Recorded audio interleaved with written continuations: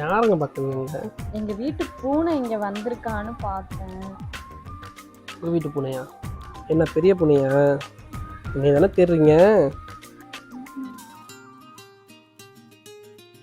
வாங்க. நீங்கள் என்ன காலேஜ் லீவா? ஆமாங்க, செமஸ்டர் லீவ் விட்டுருக்காங்க. சரி வாங்க.